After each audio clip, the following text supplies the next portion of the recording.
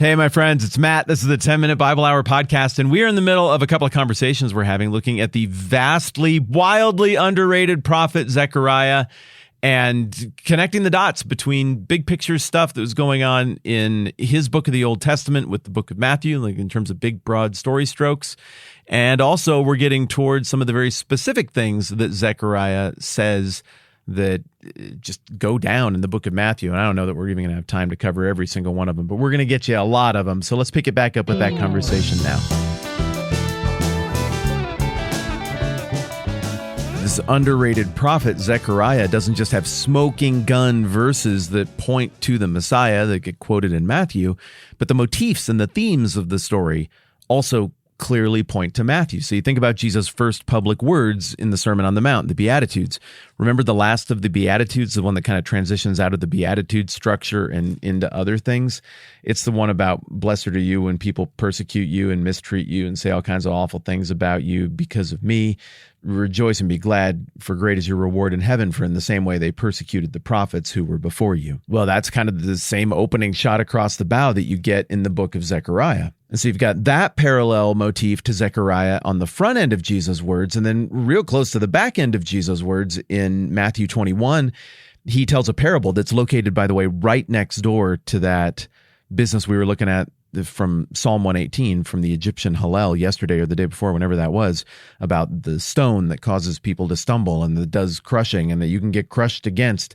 The parable that comes right before that is also very Zechariah-ine in style, in that it's the parable about the landowner who owns the vineyard, and he's like, all right, well, it's time to collect the rent because I got tenants over there. And he starts sending servants, and the servants mistreat and abuse all of the people who come in the name of the master. And then eventually he sends his own son, and of course they kill his own son, and the Pharisees are brought to their knees in this conversation as they have to acknowledge that, like, yeah, you really can't do that. And the master is going to be really unhappy when he goes and interacts with those tenants, and he's going to punish them harshly. This is also very Zechariah-ine in its style, in that it is following this familiar format, in that it evokes this same central theme of Zechariah, that being, in the past, God sent people to tell you about his will and what it looked like to get it right and his kingdom and all of that stuff, and you didn't like it. You abused him. You got it wrong. And then the rest of Zechariah, of course, is just loaded with these hints that point toward the ultimate messenger, like to go back to the parable in Matthew 21, the son who is going to show up as the representative. And the rest of Zechariah is also loaded with indications, hints about what is going to happen to that son who is sent as the ultimate messenger of the king. So look, when I say that Zechariah is underrated, again, I don't just mean because of the smoking gun prophecies that neatly one-to-one correspond. It's because the themes overlap so much as well. And Matthew seems to be going out of his way.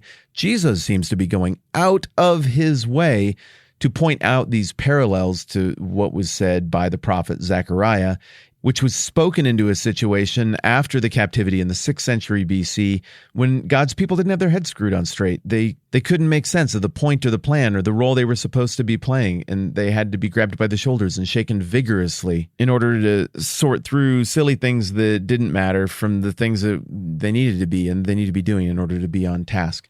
But now let's pivot from talking about the things that are more subtle in Zechariah to talking about more of those smoking guns that I keep referencing that are there, because there are a ton of those as well. And here are some of the most overt ones. Zechariah 3:8. I'm going to read it to you with my voice from this book I got here. It says, "Listen, O high priest, Joshua, and your associates seated before you, who are men symbolic of things to come. I'm going to bring my servant, the branch. See the stone I have set in front of Joshua. There are 7 eyes on that one stone, and I will engrave an inscription on it. It says, the Lord Almighty, and I will remove the sin of this land in a single day." Some of that Old Testament prophet language about eyes and things like that, it can get a little bit confusing. That requires a deeper breakdown of some of these prophets, but you're tracking with the imagery there, right? We're drawing on that motif of the stone again that we looked at in Psalm 118, that cornerstone idea that causes people to stumble, that people strike themselves against, that people crash against. that Jesus says, blessed is the man who doesn't stumble over it because of me, that Jesus warns that the disciples are going to stumble. It looks like he's invoking the same language, the stone thing. But Zechariah 3 also invokes the prophet who references the Messiah the most, which is Isaiah.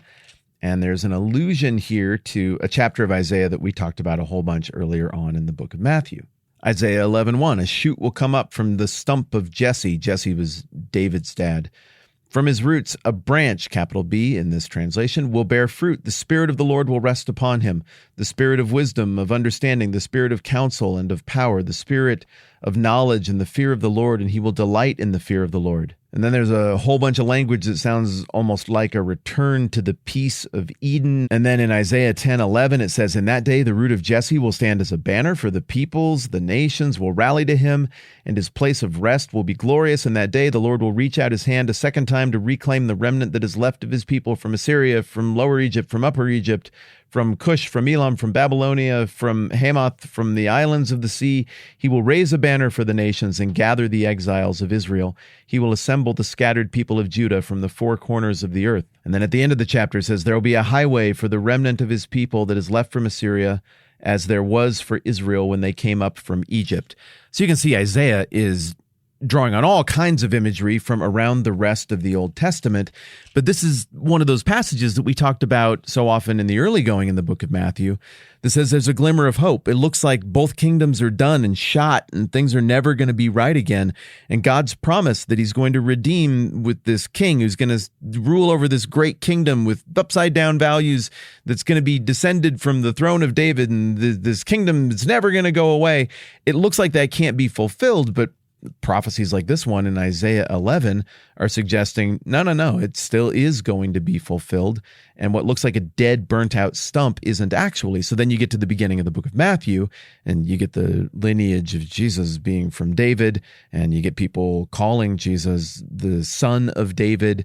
It always seems to be people who seem like they shouldn't be able to see, but they're the ones who can see that he is the son of David, like the Canaanite woman or the blind guys in chapter, whatever it is, 9 or 10. I think it's probably 10. And that little jaunt down memory lane with Matthew and Isaiah is one that, again, I'm bringing up because of the first of the smoking gun prophecies that I want to point out in Zechariah 3:8, that we just read, which once again says, Joshua and your associates seated before you are going to be men symbolic of things to come. I am going to bring my servant the branch, and then see the stone.